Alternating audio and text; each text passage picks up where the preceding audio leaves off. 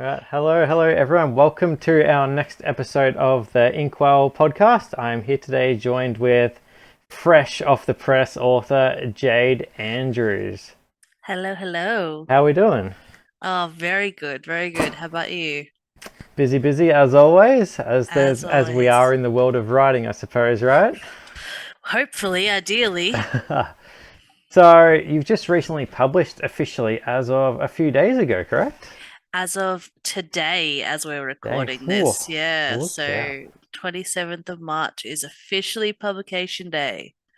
So obviously I've seen your book in person and we've talked about it throughout the years. But one line I believe on the blurb really pulled me in, and if I didn't know anything better, that would be enough personally for me to even buy it.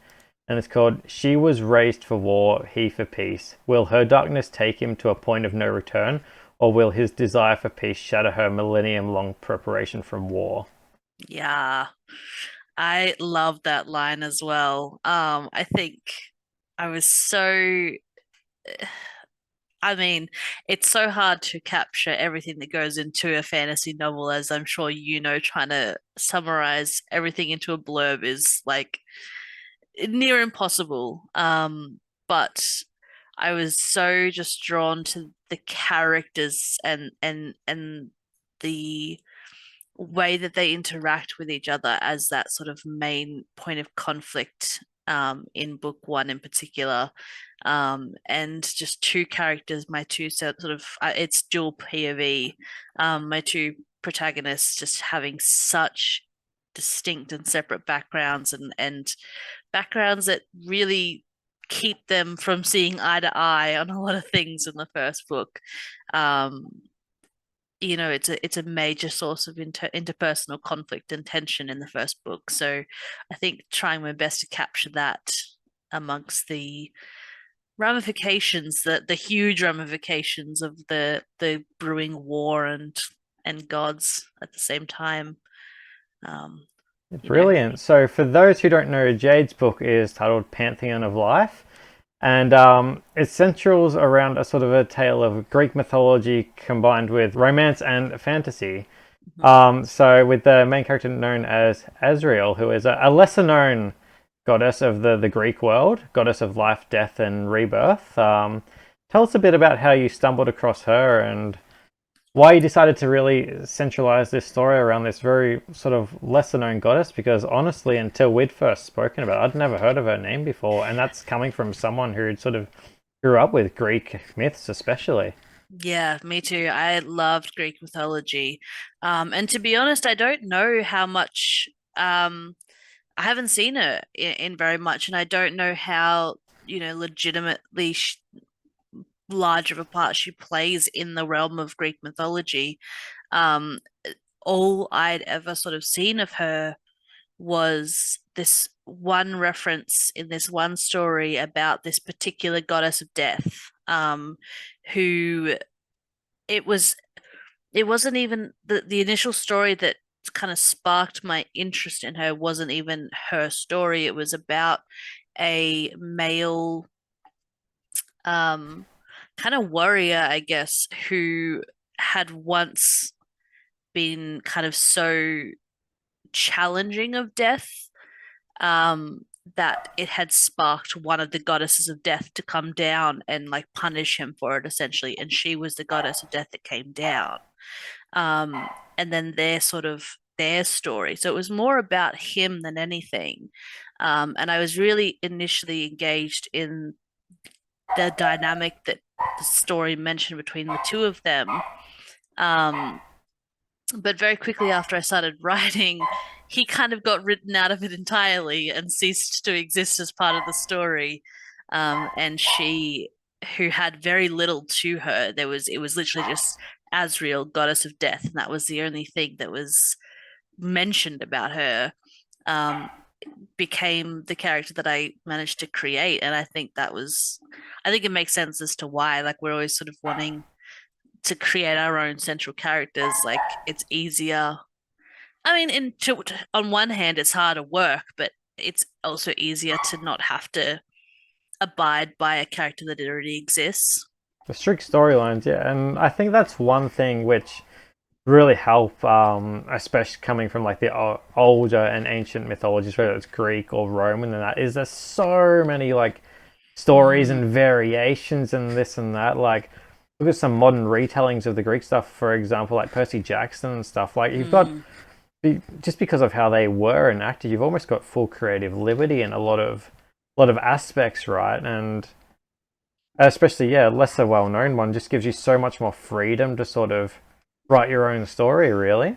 Yeah, exactly. I was able to bring in the elements of Greek mythology that I wanted to utilize, but I didn't have to abide by anything that already existed because nothing really existed for her. Um, I did have to do, obviously, I had to think about how much of Greek mythology I wanted to bring in, um, and do my research to make sure that the family lines that I was utilizing and that I was bringing in made sense and it was clear because Greek mythology, it's not always very clear. There's sometimes, this story, this person's Apollo's kid, and in this story, they're Zeus's kid. And so it was figuring out exactly what my family lines needed to be and to keep them straight from the beginning. But yeah, Azriel was able to be this like blank slate that I kind of entered into the world with, and very much created my own character out of her. So that was really fun to mix and match the two together. So yeah, tell us a little bit about how you got into writing itself. Like, was there anything that really inspired you to sort of take off? Did the story just suddenly come to you and you wanted to sort of put pen to paper, for lack of a better expression, or how did it all sort of start kicking off? For this one in particular, I mean, I've always been writing. For this one in particular, I think, gosh, I don't even know. I think I had the. It's actually interesting. The first in the prologue, we see um essentially Azriel's capture by Zeus and this kind of political game of punishment for something that she didn't do, but there's this brewing war between her family and Zeus's family. But there's a scene that I had written years and years prior of like a falling angel and sort of people in the mortal kingdom watching this falling angel. And as I sort of started to write this political like scene on Mount Olympus, I was like, oh, Azriel falls. And like she's not an angel in this story. It's quite different, but it sort of started to link into scenes I'd already spent time writing in the past. Um, and I was able to go and revisit this scene that I'd always loved of this like image of this falling angel and like the crash site of that in the mortal kingdom and the discovery of somebody who has fallen and gone through such like an extreme like drop and what that would do to somebody to fall like that. And very early on, Azriel starts this in this book having fallen, her wings shredded as she falls, and her power just gone entirely because of the fall. So just was able to link to things that I'd already sort of brainstormed and been inspired by, and I'd taken little dot points here and there of scenes that I felt were really captivating. Um, and then once I had a prologue, I was able to sort of think. I like stopped. I made myself stop writing, and I was like, okay, now you need to have some other characters that you got to bring in here, and now you have to think of a storyline, and you have to think of things to put in here. And that's where I did have to sit down and create a little dot pointed outline. As much as my brain was like, just keep writing, something will happen. Um, and so yeah, got my dot points, got my characters, had initial ideas of how they would interact, but like it just completely goes, Like, when out the you're window, yeah, it you're all writing and you're changes. like, this isn't gonna go how I think it's gonna go. And I think that's one thing I can definitely relate to as a fantasy Mm, author myself, in that, well, not just like in that regard, just changing stuff, taking stuff like throwing stuff out the window. It's almost like a soup in a way. Like you're putting different ingredients in, and Yeah. you might not want to see taking them out, I suppose. But yeah, definitely like taking stuff from like previous stuff you'd written before, like small stories or Yeah. short like 1-2 page things you might have written just for no real reason at the time. You go, that actually could fit in, play with Yeah. some characters, the background and whatever, and then well, I guess like as you said with like doing the dot points, that's very similar to my own process, I suppose. Like when I did my first ever scene, I was only 3-4 pages long, something like that, Mhm. about one of the central characters, Katara. And I wrote that. I had a few different like words and names for like countries and different people and bits and pieces. But then, like as you said, you've really got to sort of sit back and go, okay, I'm really going to have to start building this properly and sort of who else lives here, what is their Yeah. histories, and just sort of world build and develop, I suppose. Yeah, I think this is where our, like, we've talked extensively about this, but I think this is where our processes then differ because you are huge in your world building. And I know you said with Blood of the Eagle, you spent like a year world building that, which is just crazy. I would not have been able to like keep my hands out of that Word document long enough. Um, Whereas I very much like for my first draft, at the very least, I will fly by the absolute seat of my pants and just like create this first draft that's honestly riddled with plot holes and gaps in the world and maybe characters that don't entirely make sense and things that don't quite add up. And then once I have that there, I sort of start to be like, okay, this feels really empty. I've got to flesh this out. This is like really dishonest to these characters. Actually, I have to like go back and review that and being like, oh, I actually one of the biggest things was like my brain, I think, filled in a lot of those holes as I went, but I forgot to write it down. And I so, understand that perfectly. yeah. So then when somebody else would read it, they'd be like, what's this about? And I'm like, don't you know? Like, this is what this is about. And they're like, you never wrote that. You've got to So, spell it out sometimes, right? yeah, you've got Yeah. to like remember that people reading don't have, the film going on in your own head as you're writing. So it was remembering to go back and be like, okay, you love this character, but you've done no scenes with this character because you've just imagined them all. Like you actually need to write some scenes with this character. Like, And I think that's a really good thing to think about for like any aspiring authors is like there's no sort of one way of doing anything. Like mm, as Jay said, I spent about a year of world building before, and I didn't just breeze through a draft like what you did. Obviously, that mm, worked for you, but for me, I don't know. Like I've always had that sort of passion for world building, and I wanted mm, an in-depth and developed world I could just sort of use as my sandbox as I was going through it, and so I've never really needed to change any elements of like the world building itself as I was doing it, as I was yeah. actually doing the writing process itself. And really rarely change characters around in certain scenes. Did you find that because you had that world so thoroughly built and plotted that like imagining what then kind of took place next was a little easier almost because it was like, oh, logically they are going to interact with the world in this way because this exists in the world. Like, Yeah, oh, exactly. And like having so many different cultures that I have in my stories, and they've got like such big histories with the other different countries and sort of mm, kingdoms and stuff around them.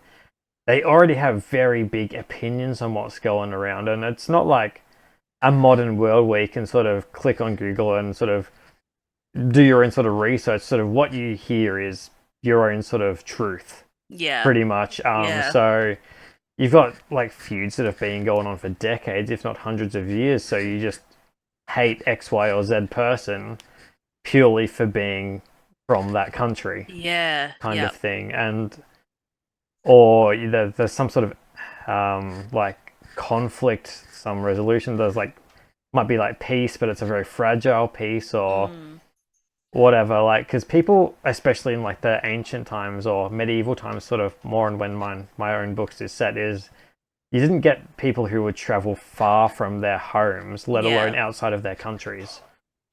Yeah, so what they hear, what the common accepted narrative of other cultures and countries and kingdoms is their truth, and that's going to hugely shape what they, um, who they sort of believe themselves to be and who they believe other people to be, and will initially, before there's any character interaction at all, will initially like um drive how they might interact with each other straight off the bat as well. Yeah, exactly. And that's yeah one thing I've really tried to convey. Like, yeah, my story is a fantasy story, but I've tried to keep it as sort of gritty and grounded and real as I possibly could, and try and yeah put my own spin on a sort of late Dark Age, early medieval age sort of time, and Mm.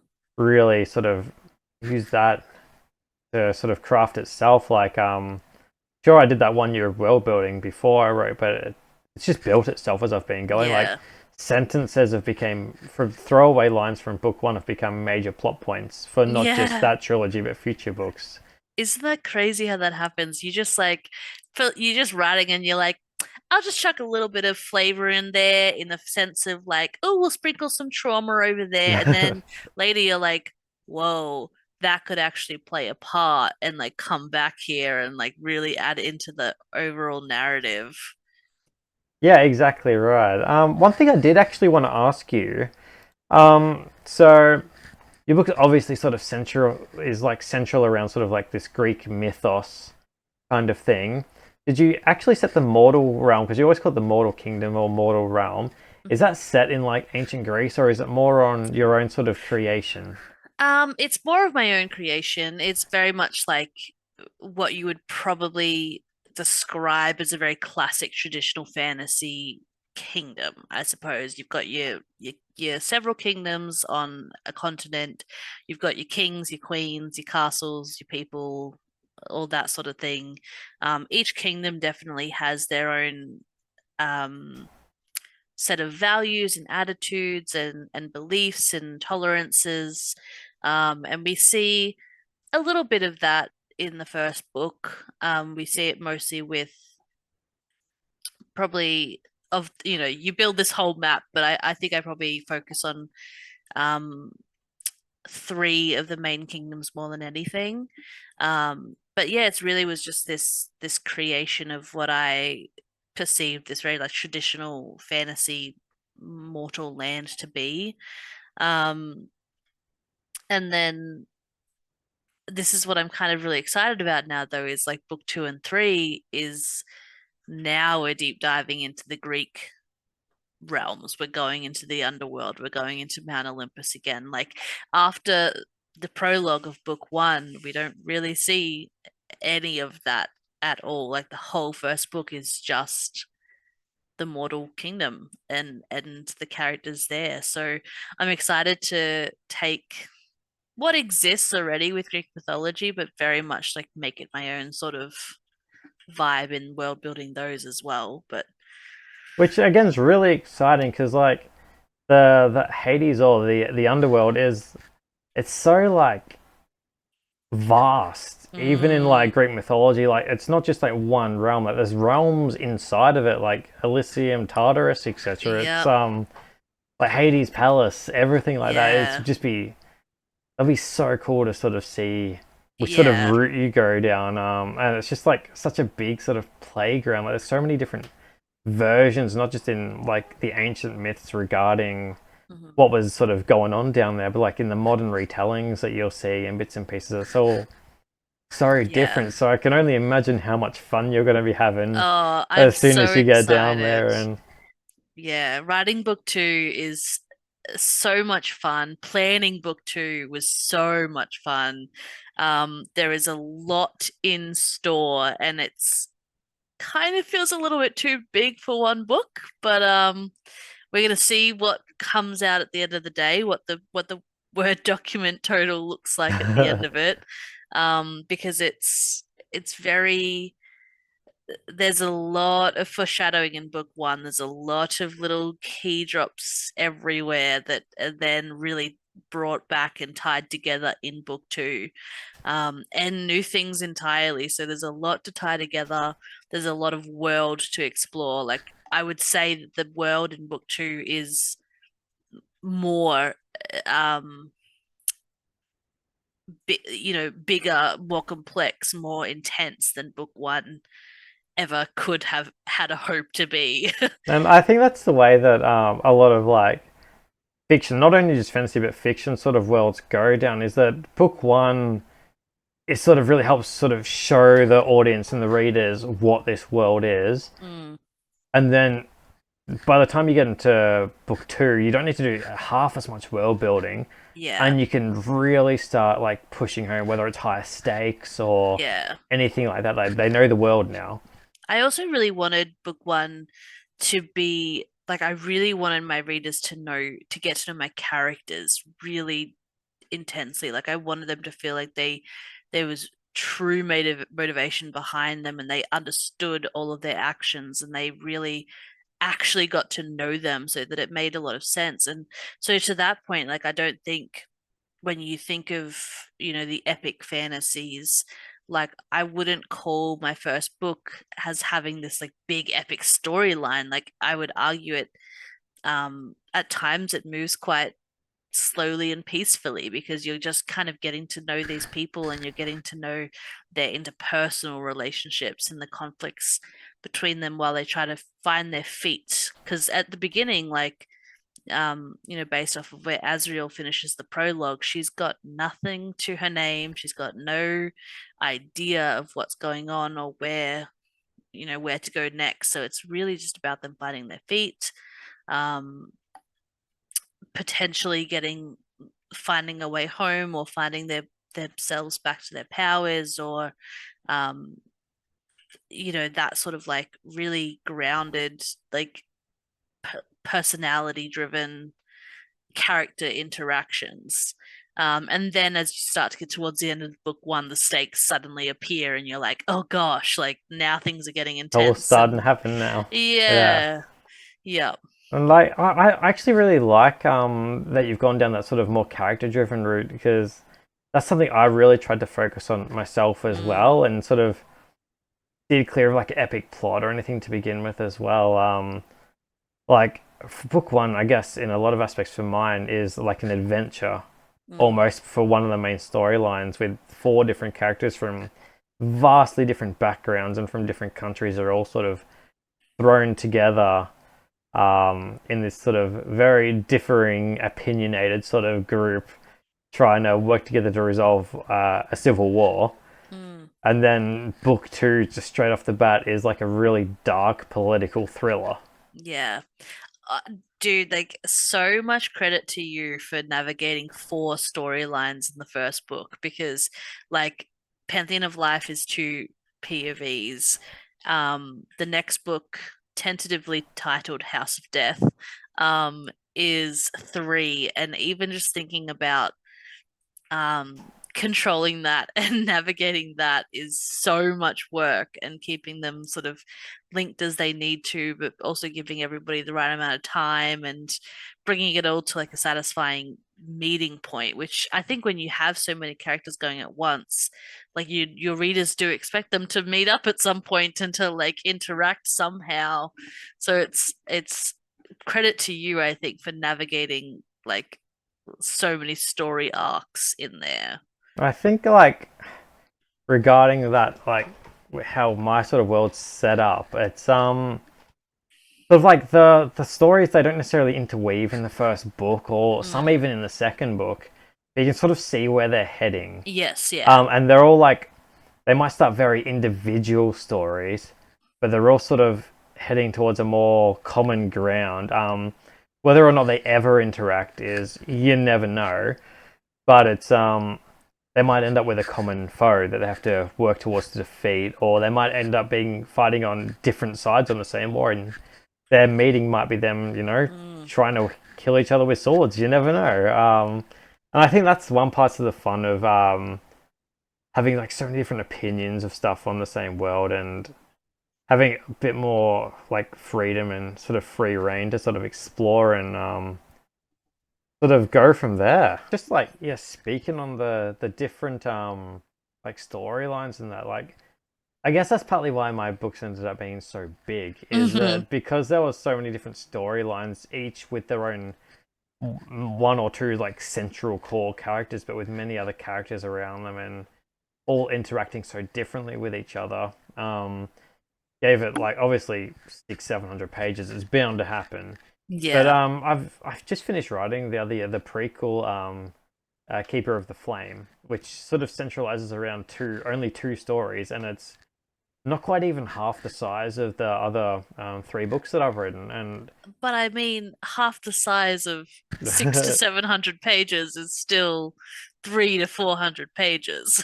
this is true. This is true. It was just interesting, I guess, like from the perspective of the writer to see Mm, you get to like the end and the more like chaos a lot faster yeah. than you do because yeah, you might be building at the same pace as your 4 or 5 other stories in other books that you've written other stories. But because there's you don't go from like the intro of this to the intro of that to the intro of that Mm, kind of thing.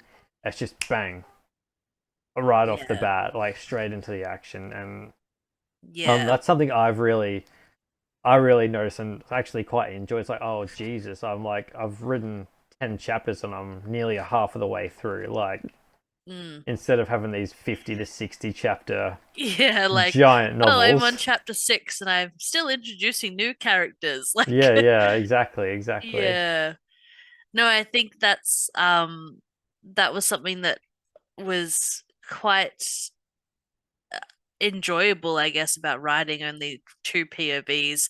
And, my two POVs occurred within the same storyline. So I wasn't doing necessarily big jumps to different parts of the world or to different things going on. It was purely just looking at the central storylines and the mini story arcs, but thinking about which one of my two characters is the best person to tell this next point of events here. But at the same time, it always was the same storyline driving through. So I was always moving in a way. Um, but when you have to, well, I guess did you write like all of one first before moving on to your next character's arc, or did you actually write it like as it appears in the book? So I wrote most of it as it appears in the book, but there were times if I was like really, really invested in a storyline that I might do a couple of their chapters back to back to back. Mm-hmm. But that's sort of one thing, especially in the first books I was doing. I was pretty big on writing out of order. Mm. Like, say for example, I was writing Kyla's POV on the next chapter, and the one after I got into doing Astrid, and I was going to be moving into Lucas next, but I was really invested on where Astrid's chapter was going. I might just smash her next chapter off Yeah. out, but yeah, just I very much am writing what I'm feeling like at that moment. Mm. Like the first chapter I wrote ended up being chapter 6 of the first book, but not only that, I wrote a chapter for book two, chapter 31 of book two. That one I'd Jesus. written. It was probably my 10th or 12th chapter. I'd written in total all of And book it one, ended up etc. in chapter 31 of book two. Yeah, exactly. And like, yeah, some characters changed a little bit as the story developed. Before it sort of kicks off, but it's still like blood and bone the same Yeah, chapter. Like that's I wild. don't do out of order too much Mm. anymore, but I might do like scenes out of order. Mm. Like I've got a big scene which I'm nowhere near the chapter of writing it, so I'm currently working on the first sequel, which is called Summer of the Wolf. Mm. And I've written this like 1,000 word scene that's probably going to be around chapter 25 or something like that, and I've only just finished chapter 17.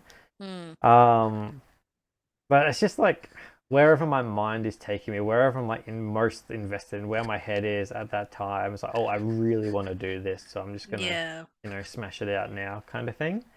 I definitely get like cold to write scenes later on in the process, but I find if I do, I struggle a bit because I get really attached to what I've written the first time around. And if you sort of, I find, you can write a scene and then kind of reverse engineer your way backwards to where you are. But usually by the time I've actually reached that scene where I like linearly would have reached that scene, things are very different. And I have to rewrite that scene. And I have to change it quite a lot, to be honest. And so it's for me, like to make the most sense out of my storyline and to make sure that I'm not leading my characters anywhere, I think. Um, I I feel like I have to write linearly. Like I have to just let them go where they're gonna go. To the point where like I had no idea what the ending of book one was gonna be at all. Like I just was just writing until one day in my first draft, I was like, that's the end. There we go. Like Yeah, feels like a good place to stop. brilliant. And like just touching on that, like I suppose I sort of differ a bit in some of the like I haven't really written ahead much in a Mm, while, and most of the stuff I'd written ahead was I'd done really early, where yeah. I knew sort of roughly where some stories or characters were going, but not like in depth Yeah. what the plan was. Originally I had this chapter in book two, Shadow of the Nightingale, where the two brothers are Lucas and Dane are end up fighting each other in this village called Orin, Mm, two princes, and by the time I got around to writing that chapter, it made no sense for them to be yeah. fighting at all, Yeah. because it's made like very certain from the first, right at the start of the first book, that yeah, they're brothers. They're very polar opposites. Like he's very cold. Like I've got to describe it as like the Dane is like ice because it's like fire. Mm-hmm. Like one uses emotion for action and one doesn't. One's Yeah. led by heart, one's led by the brain. They're very different, but they're very bonded in their sort of Yeah. love for each other, I'd say. And it made no sense at that point. Like their relationship has not deteriorated to the point that they would be Yeah. fighting. Yeah. So I ended up, I kept that chapter, but Dane's place is taken by a character called Emelian Alloy. So he's the one who fights Lucas instead. Yeah. And that made a lot more sense than how I'd initially done it. Because if I just kept it as Dane, then he's suddenly sort of this Yeah. really big villainous Yeah, character and out I of think nowhere. your readers like it's about being really honest with your characters. It's about being really honest with what they would do, and I think you can sense when um you're leading them somewhere that they just wouldn't go. And I think it falls flat with it falls flat with me when I read books when there's that like forced conflict.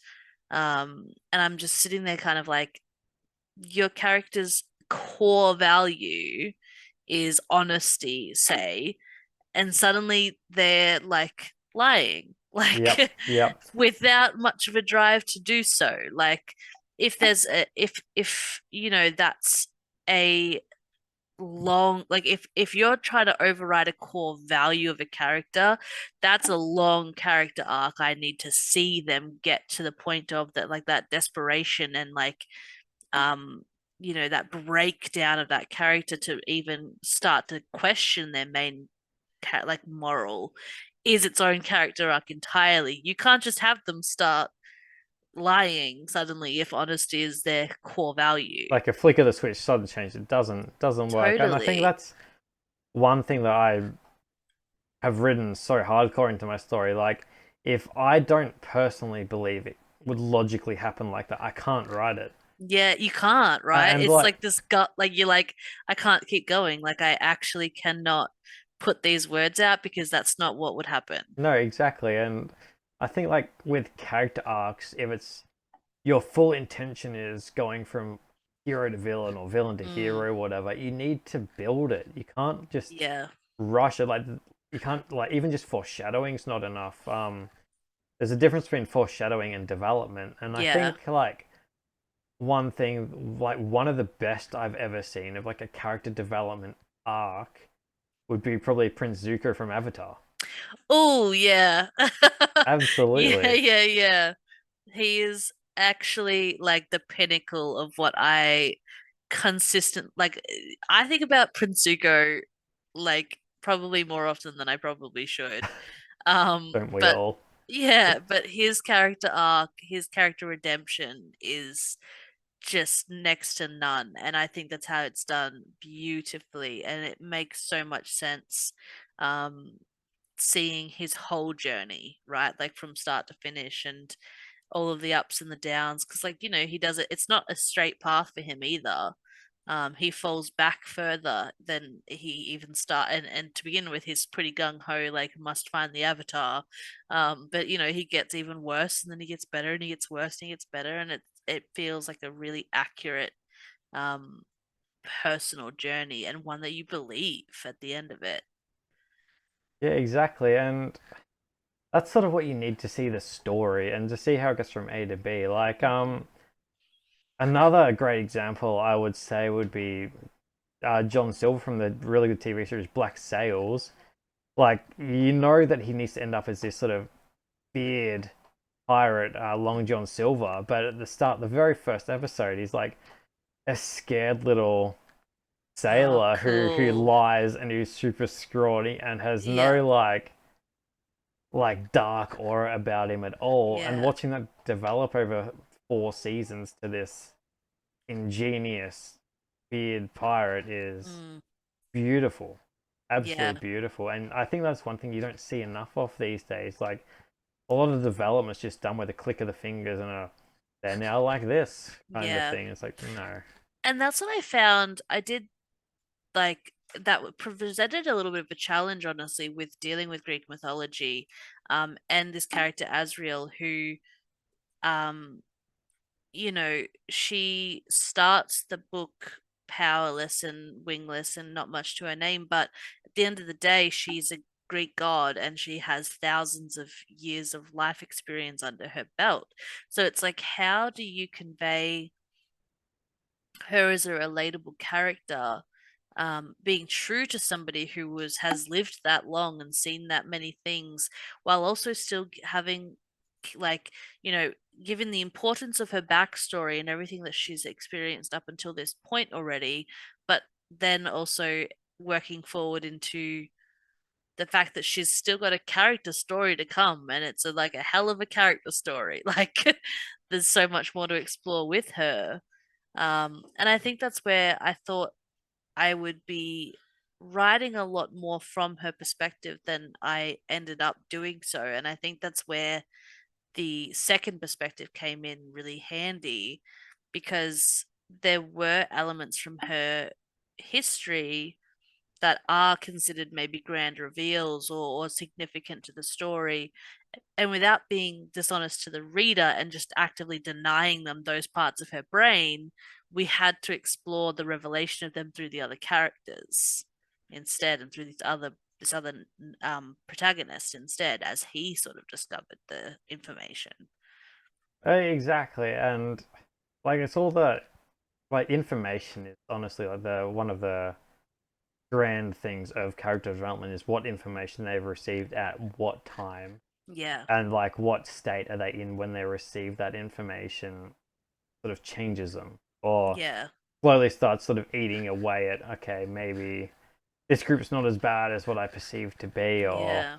maybe a lot of this stuff was sort of lies. And like in my own stuff with like Blood of the Eagle, so Prince Lucas, he comes from a country called Anora, which they are very sort of more civilized. They're one of the more civilized Mm, areas. You got your castles, you got a really like prominent noble line, hmm. but it is from a very feudal background, even as more recently as 25, 30 years previously.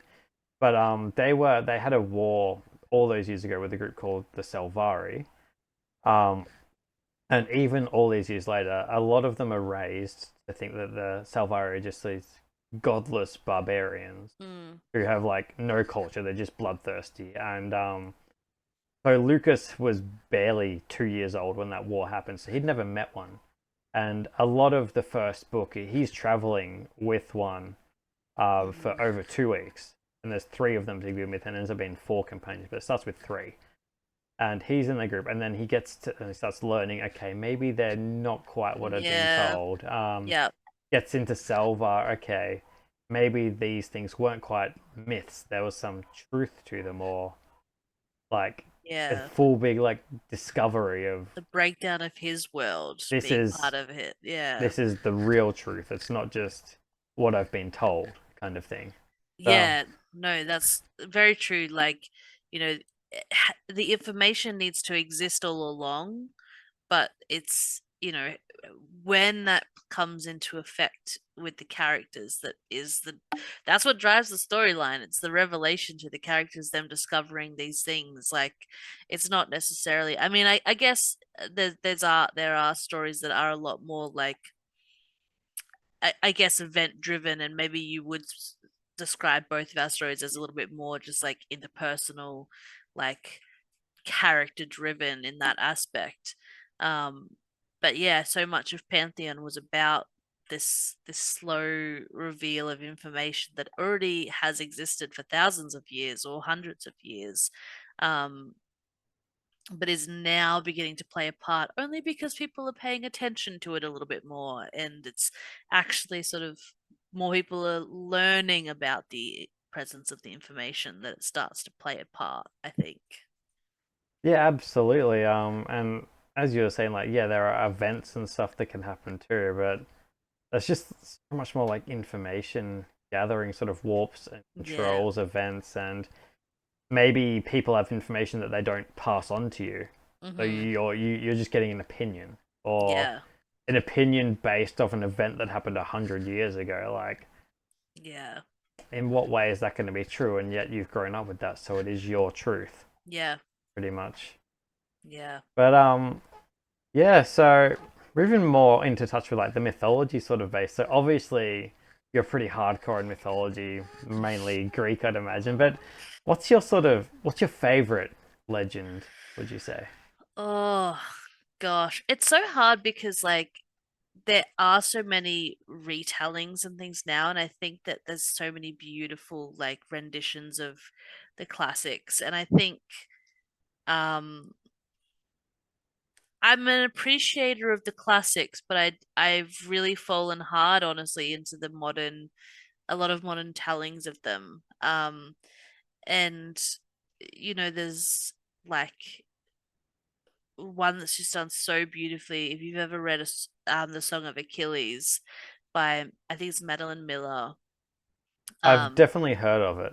yeah, Definitely heard it of it. Yeah. she does a lot of work in. I think she has one called Circe as well. Like she's really big on like rewriting Greek mythology in, still being fairly accurate, I think, to the originals, but just in this beautifully like lyrical kind of way. And that left me like just sobbing. That whole story was phenomenal. I'm such a big fan of in other media as well. Like if you've ever played the video game Hades as well, I've it's seen a lot about it. Yeah. so good. And that is, I think, like, when I think about vibes of like what I want book two to really encapsulate, it's similar to that sort of essence, I think, like Hades as a video game. Um, it has its like, very central storyline, but you also get to just interact with all the other gods, and they've developed such unique ways of showcasing their personality in really through like one character's lens. So I think seeing just all of these modern like playings with these Greek gods that have existed in literature for so long. But it's just kind of, it's more than Greek though. Like literally, I walked into um QBD like months and months and months ago, and I walked out with just like four tomes, and one was like Chinese mythology, and then it was like Greek mythology, and then like like Nordic mythology. Like I just love reading these like fables and tales, and I probably reference in our household like Sisyphus is referenced probably more often than the average household, pushing his boulder up the hill. Yeah, and just just kind of like even like the um stories of like Orpheus and Eurydice, like how kind of that the conversation of like, could you walk out of the underworld without turning back, trusting that they're behind you, kind of thing. Like this is something I just like me and my partner just spend forever like kind of bringing up in conversation every now and again. I think probably more than the average household, but it just Look, you're sticks in my brain a probably bit. right on that one. Probably right, but no, I just remember I grew up on it again a lot like you. I Yeah. would say predominantly Greek, Norse, and Egypt, just Hmm. Oh, I'm not everywhere. too Like familiar with Egyptian, but that's it's a bit of fun. so It's a bit of fun. yeah. But like I love a lot, especially the demigod sort of Hmm. stories, more Yeah. so than a lot of things. Like Jason the Argonauts is probably one of my favorites, and Yeah. like seeing how like gods interacted with certain events like the Trojan War and stuff like that in Hmm. the sort of myths, like gods on each side in that war choosing their own champions to Yeah. represent them on the fields of battle, and Yeah. um, that kind of thing is just Yeah. nuts. The different varying tales of how Medusa was made. Oh, I love, yeah. Yeah. And I think that's kind of the fun of it though, is there's I think maybe there's some diehard people out there that are like, nope, this is the legend, this is what it is. But for the most part, like everybody that I've interacted with that is passionate about it or fans of it, it's just about the telling of all these different legends that exist or that could exist, or maybe this is what took place and maybe this is how this thing happened, and how it interacts in, you're right, like in our own history, like things we know to have happened, like having those stories weave in and around our history, so to say, and fantasizing about the gods playing their part in these things is always just half the fun of it, I think. Well, Like, that's it. Like a lot of it at the end of the day is like symbolism and sort of the power of mm, belief, and like how yes. that can sort of inspire people. And like I've tied that quite heavily into my own writing in that regard. Like you're not necessarily just looking at like the gods or anything like that as symbols, but also you're looking at real people Mm, and like names they built around. Like in mm-hmm. ancient times, you had Roman generals were given names for doing certain things, like Scipio Africanus earned the name Mm, Africanus after defeating Hannibal. yeah. Um, and you just had so many stuff throughout the years, and even looking at modern times, I think there's sort of no more prominent names than you get from, but like combat fighters, for example, like names that have Yeah. sort of ingrained in history, like Iron Mike Tyson, Yeah. and that, and like even when I was doing research a lot into like the symbols and that, very famous boxer Sugar Ray, he always used to hype himself up and become this Sugar Ray before he'd go into his boxing events, and he was dismantling people left, right, and center, and he went on this massive, massive, massive win streak, which is unparalleled even so long after it Yeah. actually took place. But he was saying that there was only one fighter who he kept visualizing losing to if he went into Sugar Ray, and he hyped himself up as Iron Mike Tyson for that fight. He went out there and he knocked him out. And it's just insane to sort of see how powerful belief Yeah. in like a name or a Yeah. symbol really can be. This is what I this is why I'm so interested in I'm yet to read it, but having been watching the first season or two of American Gods, Mm, plays with that idea so heavily because it's very much centered around like every god that has somebody believing in them is real, yeah. and their dominance, their existence seems to be largely dependent on people continuing to believe in them. Um, and there's new gods versus old gods. There's like Father Christmas versus like, and there's like 50 variations of Father Christmas because there's all these religion worships them in very different ways, or people worship them in very different ways.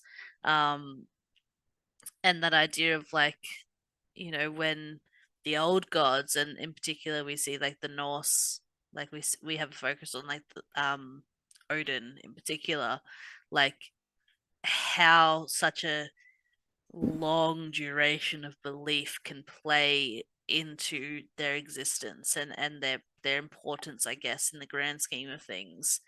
Um, yeah, which is they do that so well, just playing with the idea of like belief, basically, and how important it is. Yeah, oh, absolutely. And you see even some stories in that way they've gone down similar routes. Like, I believe the Wrath of the Titans and Clash of the Titans movies did the same in that the main sort of Greek gods, so Zeus, etc., are Mm, getting weaker as belief in them faded.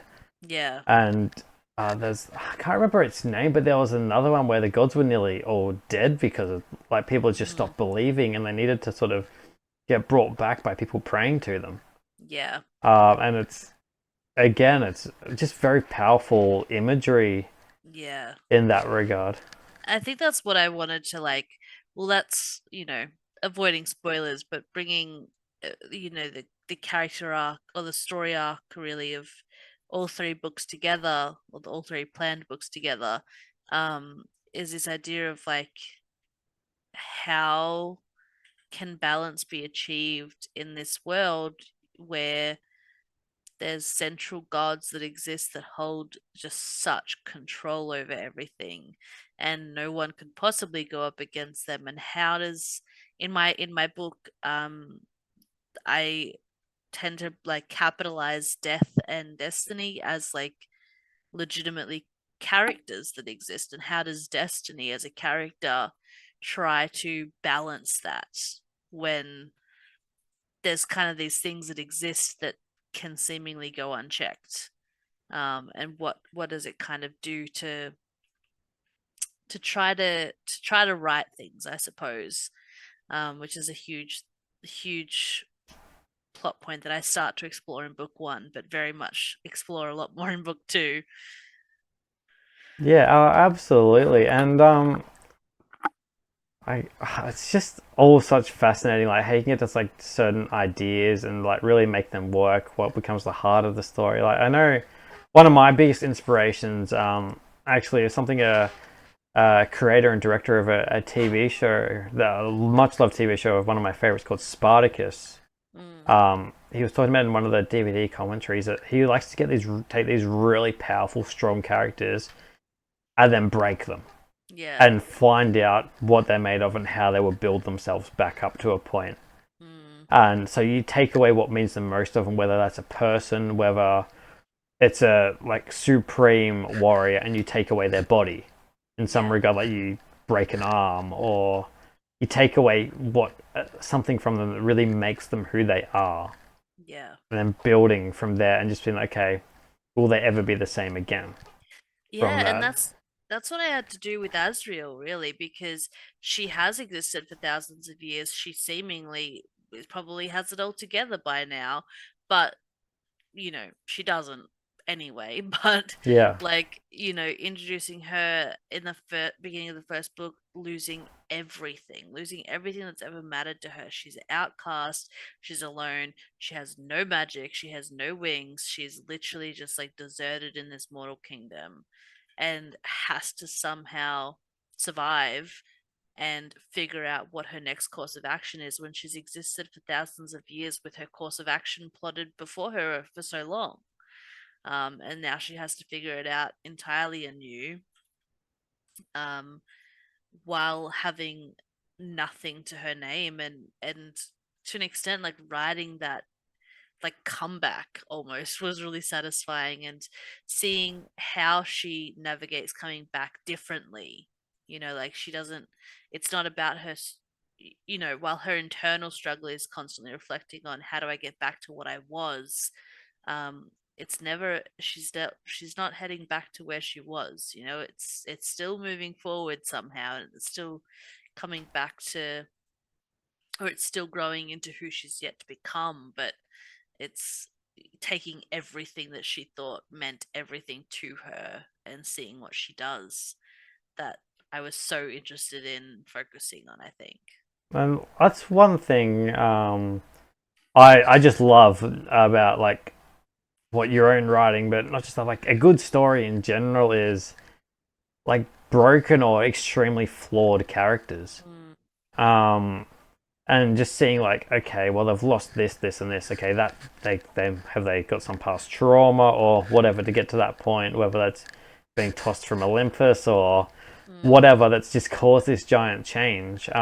And seeing how they go from that, because like comeback stories, like, there's nothing more powerful than a good comeback mm, story at the end of the day. Um, but again, what if they don't come back? yeah. What if it's the beginning of a darker arc, for Mm-hmm. example? Yeah. Exactly, like you never know.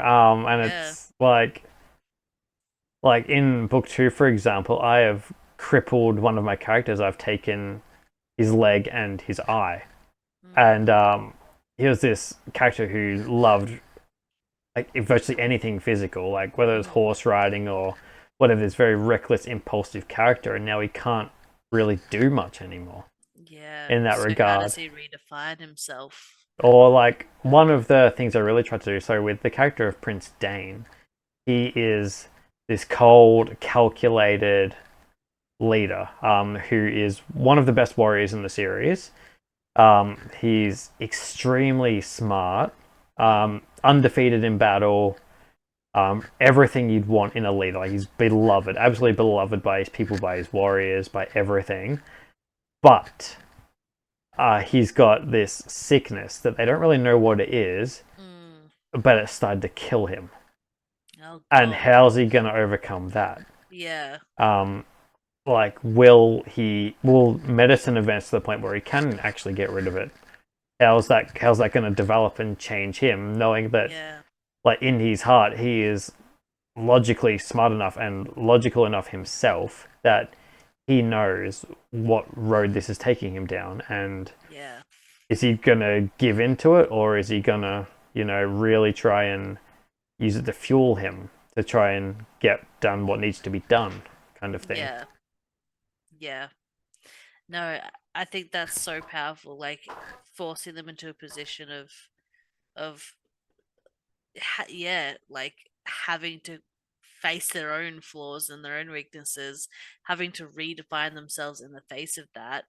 And I think like this is something I think we've both sort of would describe our own stories as, but being faced with um when you're looking at things in the future that aren't necessarily so clearly right or wrong to do. Like you're looking at the pathway forward and there's no like, oh, we're on the right side of history or we're doing the good thing.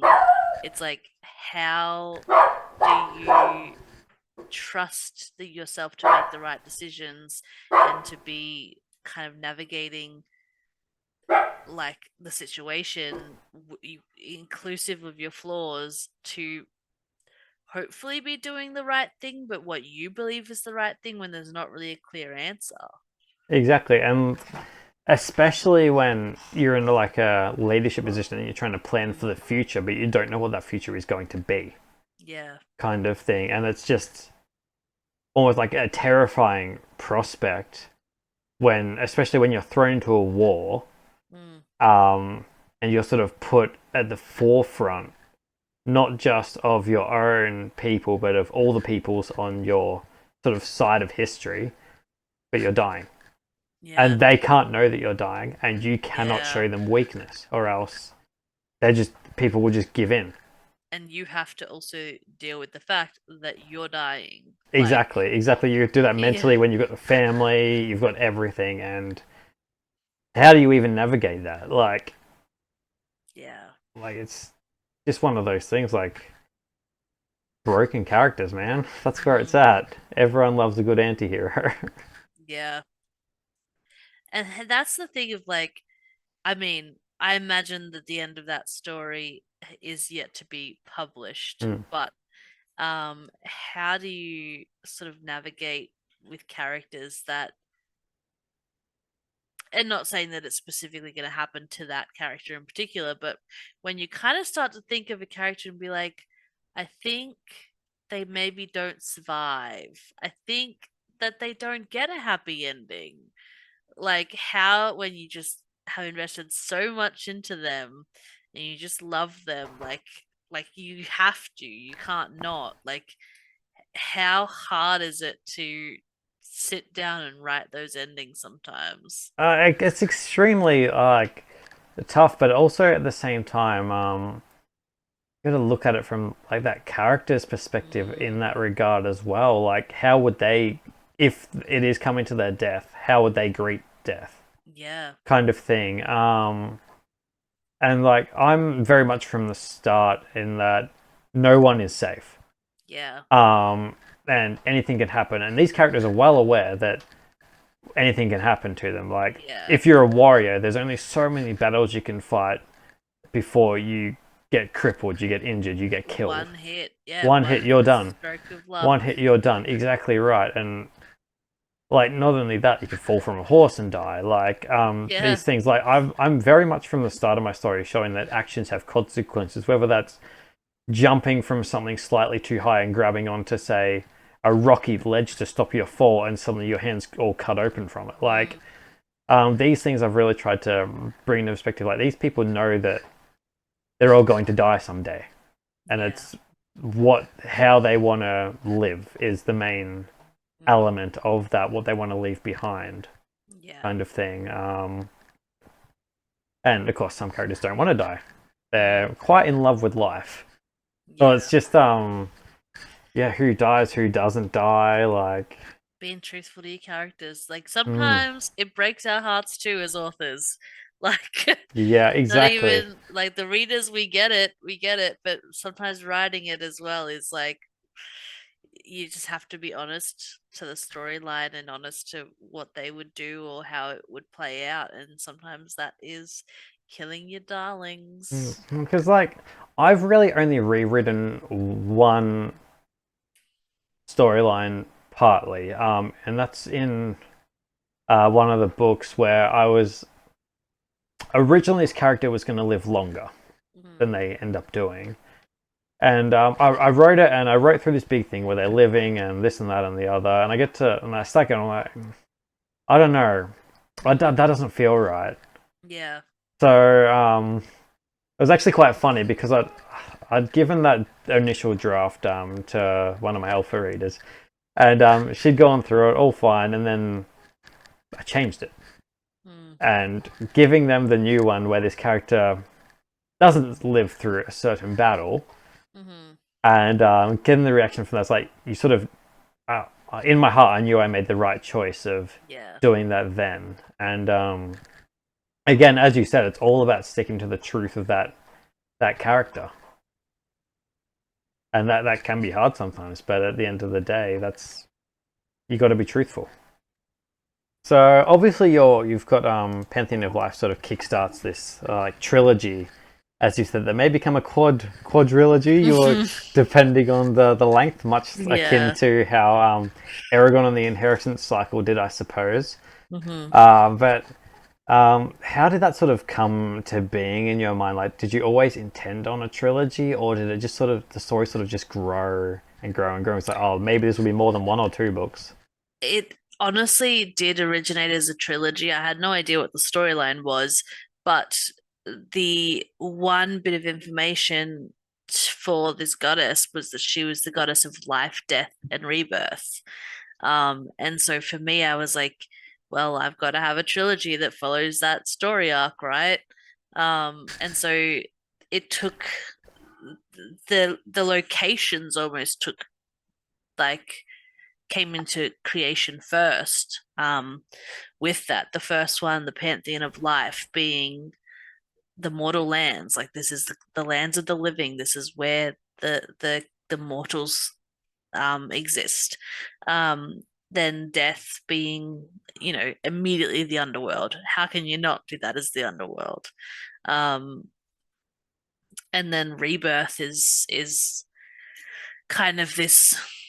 whatever comes next, right? It's the shepherding in of it's the grand war, or it's the big thing that happens that just casts into the next way of things, I guess. Um, and then as I sort of started to flesh out the characters and flesh out the story, I was like, oh, also their story arcs are going to follow that life, death, and rebirth themselves, like each individual one.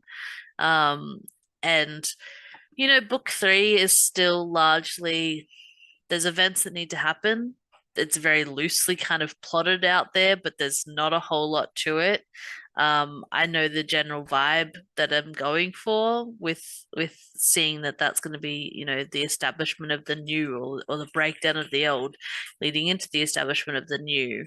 Um, but the death is the one that I'm getting the most kind of stuck in, I guess, because, or that I'm the most that's becoming the most expansive, because there's so much that goes into you know something dying before it can be reborn. Yeah, exactly.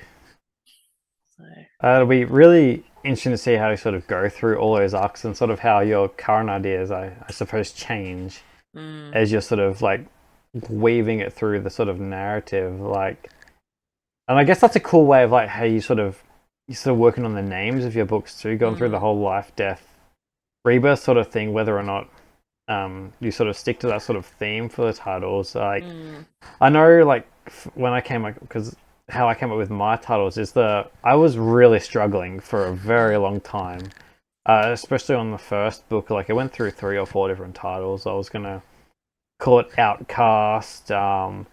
Then it became sort of Blood of the Outcast for a bit. And then because the second book was always going to be some variation of Shadow of the Nightingale. Like from the Mm-hmm. start, it was always going to be that. Wow. I remember um,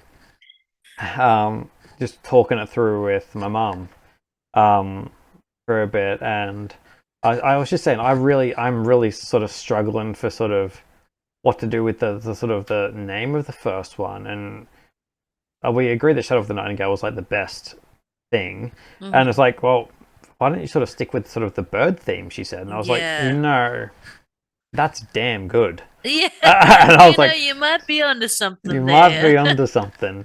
And I was like, well, yeah, Katara, who's the outcast, is like a main character, but she only enters the book at about chapter 11. Mm.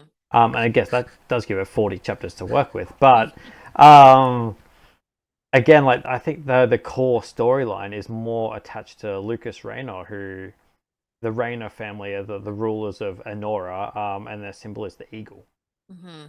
So, blood of the eagle, and he's the eagle's blood. So, his father is known as the Eagle of Anora. He united it through war and politics. Mm. He's the first ever king of all Anora, because Anora was originally made up of 3 kingdoms. Yeah. There was Athala, Leofled, and Tarosa. It was just called the Kingdoms of Anora, and they all had their own little separate kings and this and that. King Balinor betrayed Dorian, who's the eagle, Mm. killed a lot of his family, and Dorian was a young warrior at the time, took arms against him, took his throne. And then when he took a new wife, he married the king of Tarosa's daughter, Mm. with the agreement that upon that king's death, Tarosa would be granted to Dorian. So he became Yeah. the king of Venora and became known as the Eagle. So Lucas is the blood of the eagle. Yeah. Kind of that's where that sort of name came from. And Yeah. then sticking with the theme, so the eagle, the nightingale. The third book obviously had to have some sort of bird as well, right? Mm. And the heart of the third book is the Valkyr storyline, and the sort of the symbol of the most predominant Valkyr family throughout is the Farrens, and their symbol is a raven. Oh, So we ended up being Song of the Raven for that nice. one because it very centralizes around their sort of their story, Yeah. um, and like their history, their past, what they're building towards, what their hopes are, Yeah. all sort of tied into this song, which is very much the heart of where it all works out. And Yeah. I guess like with the series name an Echo of the Ashes as well. Like it's a lot of this storyline is about tying up like past events and how the past has shaped their present kind of thing. And Yeah. like Yep. the ashes is symbolism by the ashes of the old world, and it's just an echo of the ashes And because it's it's echoing. echoing 100 years Yeah. later. Yep. um That's and amazing. how that sort of affected everything taken place kind of thing, because of the time it's in. And like there was 100 years before, there was a thing called the Inquisition, which led into a war which predominantly affected Medea, which was then known as the Northlands, which was dozens and dozens of fiefdoms led by barons, and Hmm. ended up being broken up into five duchies led by their dukes, but they're all united in one country. Yep. And the Inquisition was sort of like a cardinal decree to remove and find out the truth of any like witchcraft, dark magic, bits and pieces that were very much believed to be happening and turning the Northerners against each other at that time. The Inquisition Hmm. went in, decided, okay, we need to get rid of this. The armies united. There was a massive war that kicked off, and that is still being felt 100 years later. Yeah. The supposed survivors of the wrong side of history were the Selvari, the human Selvari, who are living in a giant forest. They were removed by force from Mm. Medea, and they've ended up in the forests of Selvar. And that's sort of where it all kicks off, because that anonymity has never ended. Like those countries have never Yeah. known peace. And that's such a good way to just tie in that, like, yeah, those implications of history and the way that, like, it's just that imagery of the echo, like, is so strong. To have that as the series name is really impactful. And I, It's incredible. and I think more so in the element of it's also longer, 100 years. No one knows what actually happened. Mm. Like they've got their own scholars, their own versions of history, but That's long enough though for like legends to start developing, for mhm, things to start being lost in translation, to yep. things to start being lost through like dead languages. Like And like that's not only that, yeah. like they're talking about this like this magic, supposed magic, Hmm. whether or not it was actually real. Yeah. And those who do believe it is real, well, or was real, I should say, are sort of branded as mad or insane Yeah. because it doesn't exist. Like none of them are known about it. Like it's just not even a thing. Like yeah, things can Hmm. be weird or different, but you can sort of maybe that's more like a religious kind of thing, or again lost in translation, Yeah. whatever, like creative liberty again for their times. But these sort of dark events didn't happen, so they just see these Salvarius savages who once upon a time tried to drag this the Northlands and now Medea to ruin, and Yeah. were kicked out by a sort of a united army of faith, Mm. essentially. And I love the dark, like the like, oh, is this actually magic or is it kind of spiritual or like is this just like a little bit creepy and crazy or like when it's kind of that like um I don't know, like it's so legendized by that point. Like it's like this mythology almost that exists of its own that there's there's truth to it but also not enough that people are like, oh yeah, that's real. And so it just ends up feeling really like creepy and like, kind of weird, yeah, I and like love that. having like different perspectives on it too. So Lucas has only ever heard the Western perspective of it. Yeah. Whereas pretty early on, he gets put in a small group with Kylie, and then they're going to stop this civil war happening in Selva.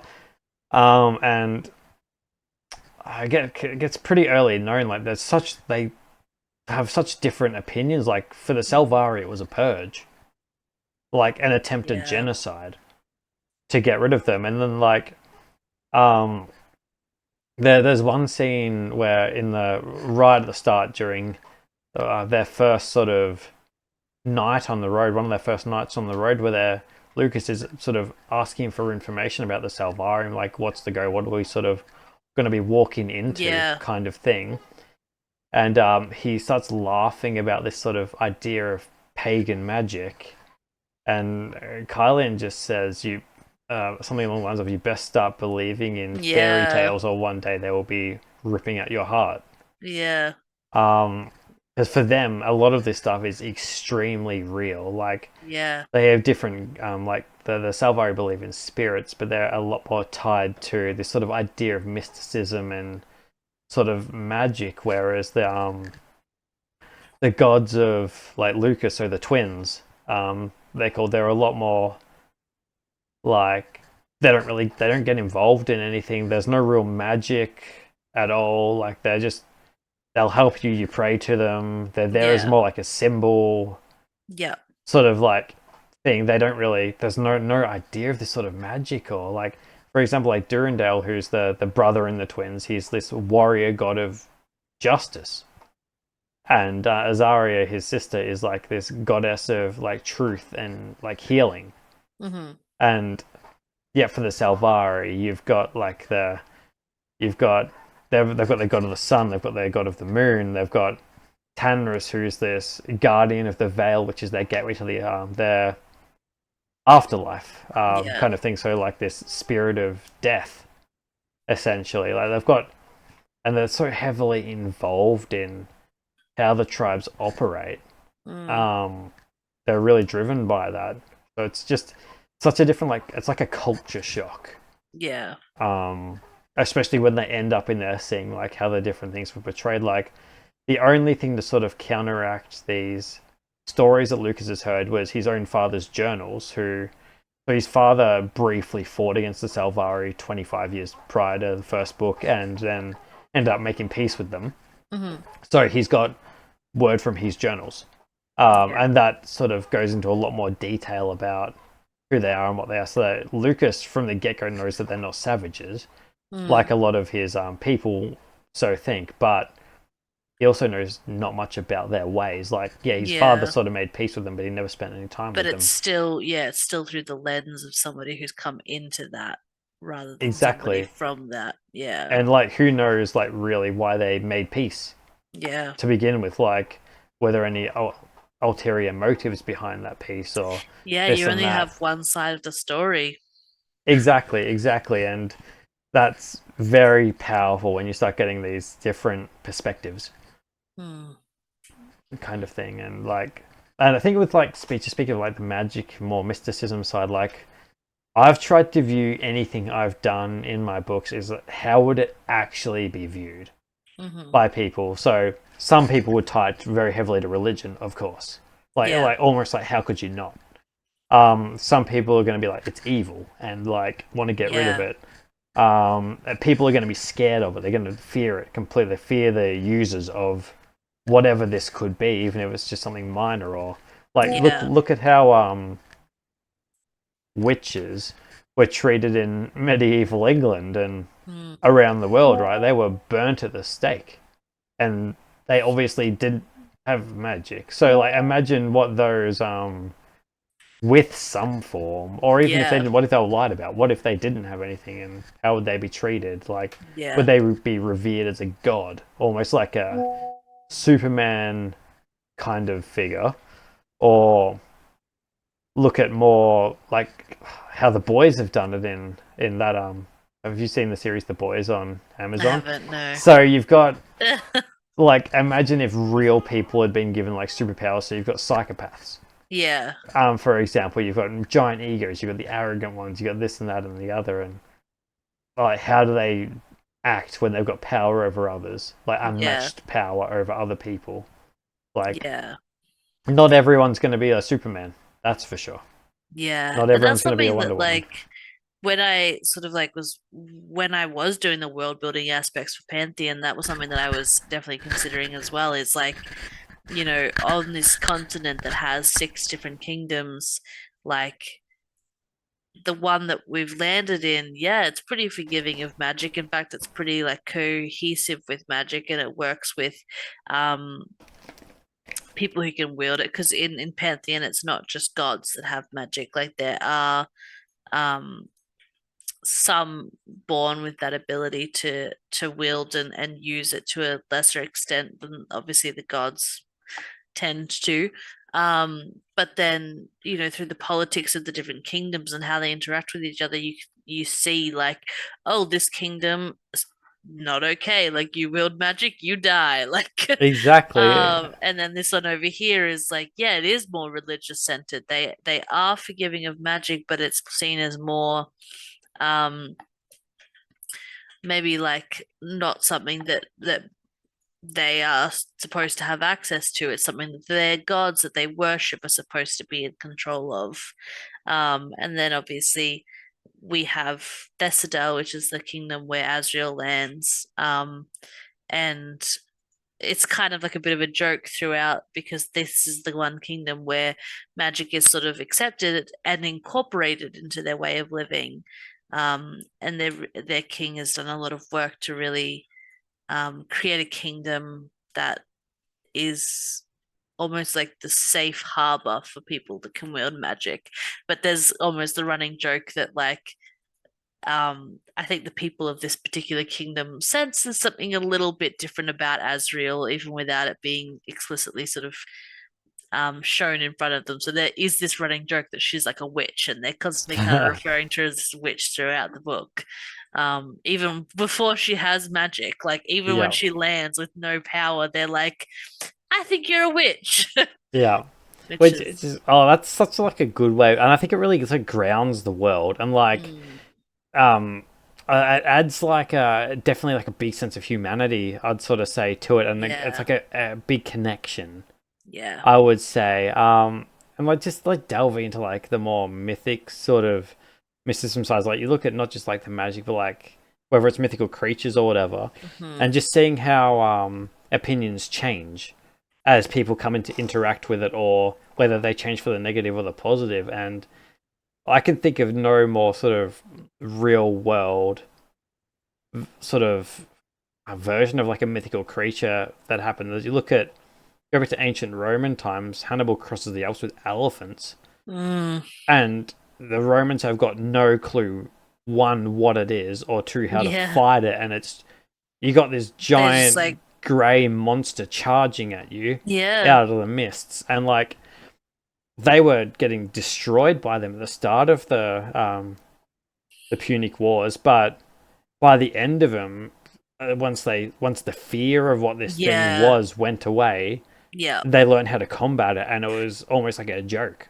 Yeah, that's what I'm really excited for in book two is the idea of like as we start to step into the underworld and we start to see Mount Olympus a little bit more, like the third perspective that I'm introducing in the second book is, exists for a lot of reasons, but exists to show us slowly introduce us into the underworld as if we had no idea what is down there and just the way that he or that they start looking at like the gods that they start interacting with for the first time that they've never seen before in their lives, the way that like even the opportunities that now exist, and I'm so excited to just bring in creatures of my own imagination because now we're in the underworld and anything goes. Oh, I'm absolutely. so excited about it because yeah, the Mortal Kingdom was very traditional fantasy. Um, and I didn't. There was already, like I said, so much focus on the character and so much focus on their relationships and introducing them. Like it was hard to put a lot of time, I guess, into being like, here's all of these really intricate things of all of these different world things. Like they exist and I reference them and they I think that they help to build the world in the first one, but it's really was so character focused that it like there wasn't um I guess like much of a it didn't feel like there was too much of a need to be like, anyway, here's this animal over here, sort of thing. Whereas, like in book two, that's actually going to be so much a part of the story. So I'm like, now I can really go. Like, Really go nuts and get yeah, really to it. Like, I have mentions of lots of different things throughout my Yeah, books. Whether or not you actually see it is another thing entirely. But like totally. stories for them, whether it's there's an elf mentioned in the first book who is mentioned a bit more, only mentioned in the second book. Yeah. But like then you get other stuff, whether it's like so I've got sirens mentioned. Hmm. I come up with this thing called an ice tiger. Like there's all different sorts of bits and pieces you can sort of weave in and bring together. And then like even with existing things, like I don't really have much existing like in our world existing things in my own books regarding like mythology or like Hmm. creatures, like mythical creatures, whatever. And even when it's so there is an elf in my books who comes into the second book. Like she's mentioned in the first book, but she comes into the second one called Nidra. And how I've done elves is, I think, very different to a lot of other stories, whether that's writing or film or whatever. In the aesthetically, they're a little bit different. Obviously, they got the traditional like ears and all that sort of stuff, but they've all got white hair for one. They've all got like crystal blue eyes. They're very impulsive, very reckless, very driven by the heart. They don't Hmm. think, they act, which is almost the See, that's so different to what the common elf lore is, right? which is Like it's they're almost the usually the opposite. patient, Yep. like wise, like immortal being that knows everything and sees all. And they're warriors. Like my elves are like all warriors from the Yeah. first. Every single one of them throughout has been a warrior, and then just you put almost like a brainless kind of um jock mentality into them. Hmm. Where that's very driven by the fight, very driven by lust, very driven by things like that. You piss one off, they're going to draw a sword, kind Yeah. of mentality, Yeah. and damn the Passionate. consequences. Passion, exactly. Yeah. They are beyond passionate. Like Yeah. they are creatures of passion, That's completely and amazing. without end. And like, see how that differs. Like, Kind is of there makes another sense. Like side to it's that? more, it feels more like Fae vibes, like Mm. And very traditional Fae. Like they're kind of, yeah, they're they have a liking for the life's grand feelings and things, yeah, and exactly. yeah. And like how I've sort of tied them in, I suppose I can actually speak on this now, which is a relief because book two's out. Hmm. So they are supposedly the children of Sylvain, who is the spirit of life, the spirit of the moon, this the creator, like the first spirit. She's the creator. She built everything essentially. And the elves are her children. They were made by her tears. So they've got white blood. They've got very pale skin, white hair, these like dazzling blue eyes. Yeah. And yet, and you've got the on the every thing I should say has a equal and opposite. I should say. Yeah. So then you've got on the other word. So Sylvain's child Tanris is the spirit of death, the spirit of the veil, which is the gateway to death. So he's Yeah. this.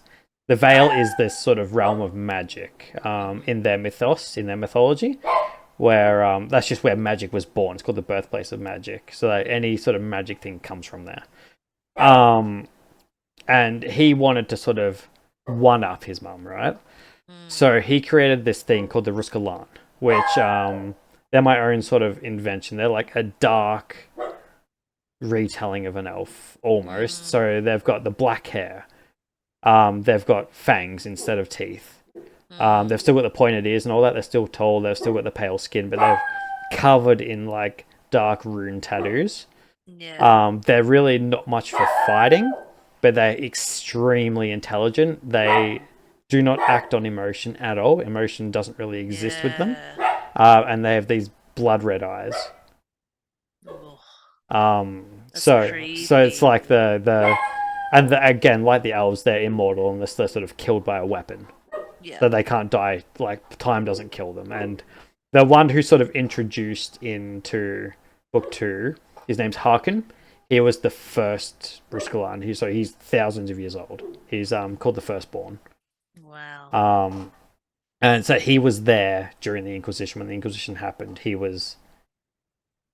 experienced it, and it's Yeah. like he was like the elves and the Ruscalan essentially were wiped out during the Inquisition because there was, yeah, they're powerful, but there was so few of them, Yeah, totally. and Right. Like have the balance of they so few can't of them, be and you're dying. like Yeah. elves without magic but are very good warriors, but who are throwing themselves into battles they can't win because that's what they do. That's what they do. And then you've got the Ruscalan who, They're yeah, like, let's fight. then you've got the Ruscalan who are extremely smart, but they're not great, amazing warriors like the elves, Mm, who are trying to keep them all alive, are going to get caught up in this battle and just wiped out. Like, by the time of Blood of the Eagle, there's only 6 or 7 actual Ruscalan left.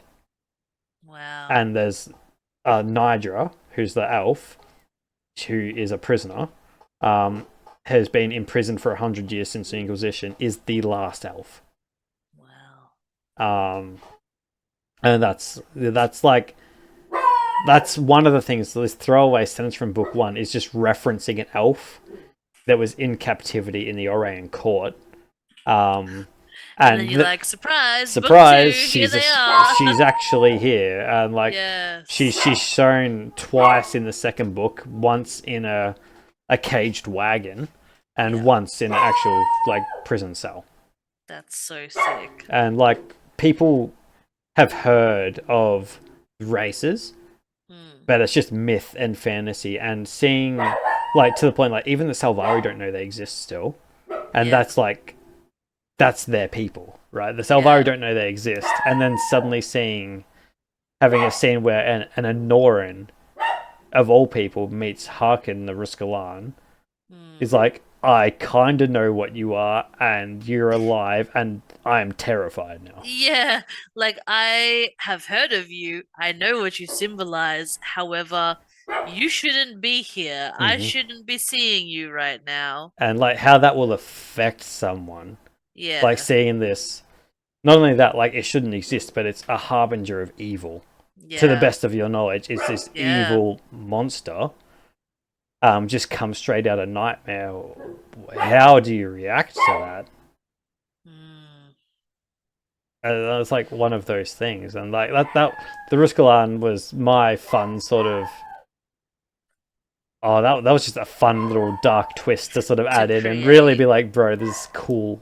I'm gonna Yeah. throw this, and then warping the elves like I did, like that was Yeah. my sort of sandboxy kind of enjoyment moment. I know. That's why I'm like, you know what? If you love Greek mythology as it currently exists, maybe don't read Pantheon because it's definitely like played with a lot and it's very much my own picking and choosing the bits that I want to apply, but largely just sort of using it for inspiration more than anything. Um, and then the characters being the main driver here, like utilizing this system of gods that exists that people do know and understand, but just tearing it apart, Exactly, changing the whole story. flipping it on its head, and like that's one thing, especially in fantasy, that you're such like a liberty to do. Yeah. Because like even you look at our world, there's so many different stories about even modern gods. Like a lot of religions are Hmm. based on God, right? Like whether that's all the different branches of Christianity, like Catholicism, or you look at Islam again, same God. You look at Judaism again, like it's the same base Yeah. story, but so many different variations, and like Yeah. what's That true, leads to what's not. so many It's different like, belief systems and and then like yeah. look at how they clash as well. Like I Mm. think like the clashing of symbols or beliefs is extremely powerful to see how that plays out. Like I had a lot of fun in my second book of putting a priestess of Tanra, so the priestess of the spirit of death, who absolutely is disgusted by any other sort of religious symbol, Mm. pinning her against like priests of the twins Mm. who think everything she stands for is evil, and having conversation and discussion between them, Yeah. and like really starting the fires. Well, I had a similar thing. Like there was a character in the first book, who is like the heir to one of the other kingdoms, one of the like religious-based kingdoms, who really like spends their time worshipping these gods. Like that's what they actually believe in. And surprisingly, like it was when she interacted with Azriel, who, she doesn't know to be a god. She doesn't know this, that is who Azriel is. But it was their interactions together that was actually like, oh, she didn't actually like her very much when she came face to face with it, sort of thing. And it was this idea of um, I just got to play with like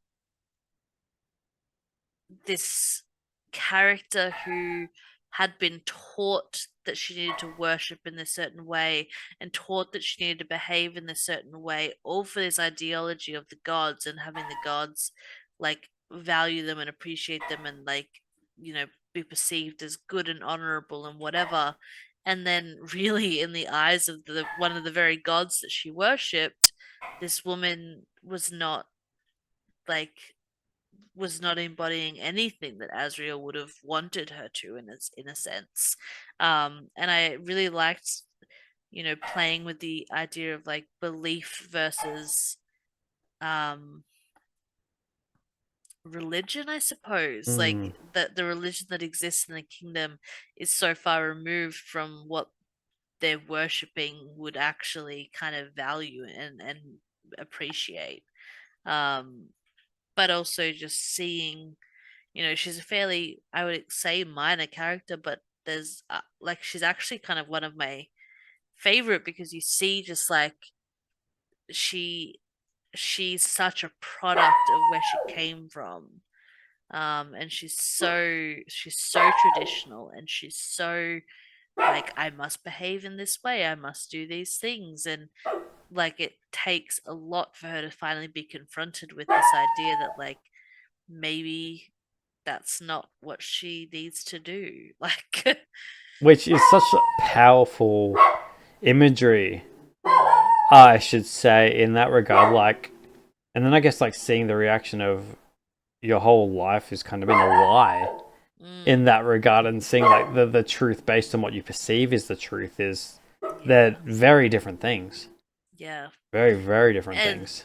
she is just so willing to just do what she's told is right and to just follow the steps laid out before her.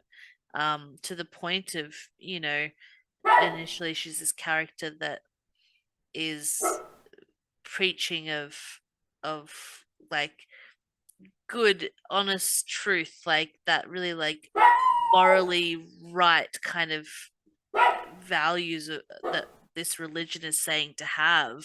And in doing so has kind of actually made her like disapproving of like, kind of stationing herself above others in a way that doesn't reflect what she should, like what her religion, I suppose, is telling her to believe. And so her behavior doesn't line up with the lessons, I suppose, that her religion says in a way. um yeah, it's fun, like kind of sprinkling in little like small characters like that, which, in the grand scheme of things, unfortunately, we can't bring every single character through the whole trilogy with us. No.